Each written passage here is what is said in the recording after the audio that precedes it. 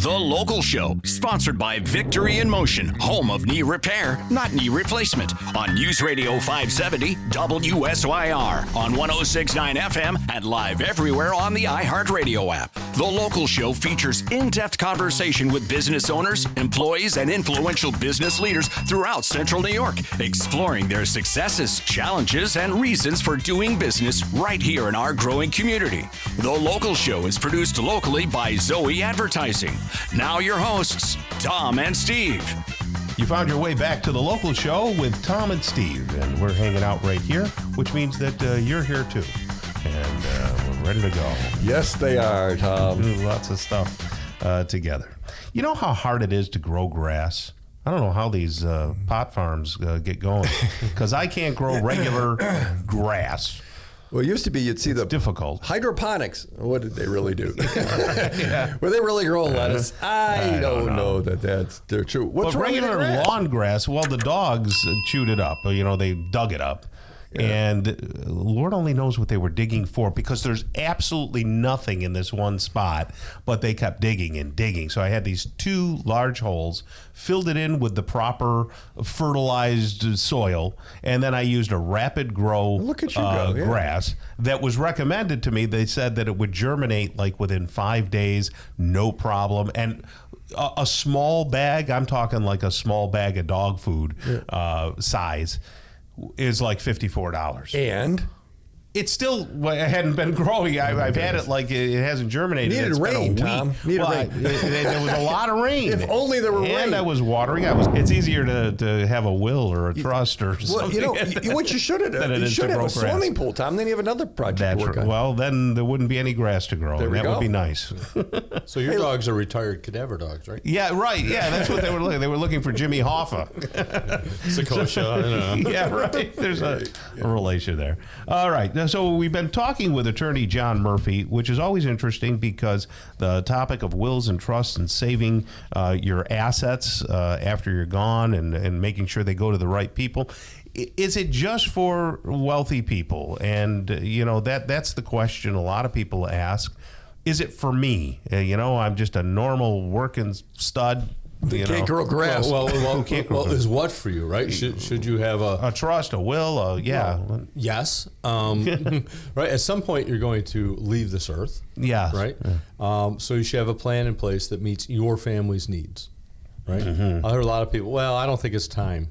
And then, have a little bit of fun with them. Well, why don't you let me know when you're going to die, and we'll book you in about 3 months in advance so we can get things done, right? Nobody wants to face that we're all just somebody else's driving mistake away from being gone, right? So there's a great Yiddish phrase I use in the workshops when everybody thinks they know what's going to happen in their life. Man plans, God laughs. Right. So we never know what is going to occur. I often think of my wife's very, very good friend whose husband left for work one day. He was a painter. They lived in South Carolina, and he had an accident. He was dead and left her with a 5-year-old and a 3-year-old. And she's been a widowed single mom now for got to be 25 years. That wasn't the plan. Right. But it happens. It happens every day to a lot of people. Yeah. So at least have a will in place so things get taken care of. If you're a younger family, right, who's going to take care of your children if something happens to two of you? That's very important. That's the most important document you can ever sign. Yeah. And I hope you never need to use it, right? Yeah. As you get older, there's different plans, different needs, right? I want to keep my family out of court when I pass. Some folks have children that they're not in a relationship with. Well, without a plan in place, those children come in and make a claim against the estate, or at least muck things up. Yeah, sure. When we start to approach retirement age, become retired, now we should be worried about long-term care, right? I've never met anybody who said, my plan is to be in long-term care facility. Nope, that's what I want to do. But those places are full. Sure. And the average stay is 30 months. Wow. And in Syracuse, the average cost of care is about $17,000 a month. That's just crazy. So several $100,000 would go to long-term care very quickly. Right. And planning ahead is less than about 1/2 of 1 month in a nursing home, which will protect your home and other assets that you want to protect from long-term care, will keep your assets out of probate. Now, probate on average costs about 5% of your estate. So if you had a $300,000 estate, it's 15 grand right there. About 15 grand, but the kids aren't going to. And you haven't protected anything. Right. Okay. Yeah. You at the workshops coming up. What are some of the things you're going to talk about at the workshop? Well, some of the things, the actual cost, right? This is something that blew my mind, but it's out there. It's a study. If you're a husband and wife, and one of you is the caregiver for the other, they're deteriorating mentally, physically, whatever it is, the caregiver spouse dies first 70% of the time. So theoretically, the healthy one dies 2 out of 3 times, dies first. Yes. Which means then the one who's not healthy probably is going to need long-term care. Right. And if the paperwork isn't done right, or the planning, maybe a better term, I know you shared with me before, suddenly the nursing home gets everything because they left it to the surviving spouse. Right. And then that ship left, so now suddenly everything goes to long-term care, right? People, the nursing home will say, because this is their job, well, you need, so single mom, widowed dad, whatever it is, gee, you have $150,000 in the bank, you have a house, you need to spend everything except $30,000, and then we'll apply for Medicaid for you. Okay. People say, I don't want to be on Medicaid. Guess what? When you run out of money, the nursing home is going to put you on Medicaid. Right. So the other thing is, well, you don't get the same care. Yes, you do. It is illegal, both federal law and state law, to give you different care based upon who's paying your bill. So this nonsense that you get different care is a scare tactic. Right. And without a current will, what happens? Someone, let's just, you know what? We've been meaning to get around to that. We didn't do it. What's the default? If you have a will, then you... But if someone made a will when the kids were 1 and 2... That's still your will. Okay. All right. Yeah, unless you redo it. Unless you do another one. That's still so what happens to adult kids getting stuff? It doesn't change? It's...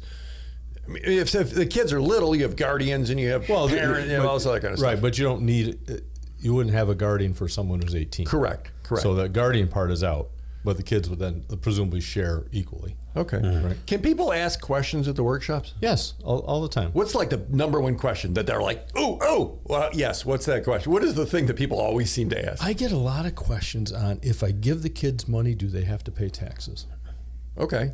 And I would say, give me money and I would pay any taxes. Right. The answer is no. Okay. So big misnomer. I don't know how much time we have. You may give away, well, let me backtrack. It is the giver of a gift who owes taxes, not the receiver. Number one mistake. That makes sense. Okay. The giver owes the tax. Number 2, you don't owe any tax on any gifts unless you've given away more than $13,990,000 in your life. It counts time out. Yep. Yeah, Number 3, time out. that's called the lifetime exemption. There's a figure called the annual exclusion. This is where people get confused. Okay.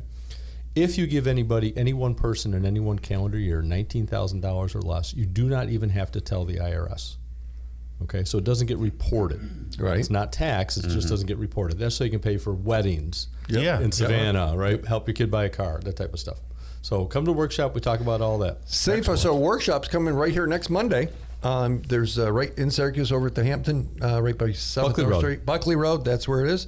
There's a morning one and an afternoon one. All that info is at safeharborwillsandtrust.com. It's a free workshop. You can bring questions. 370-9977 is the phone number. You can register there too.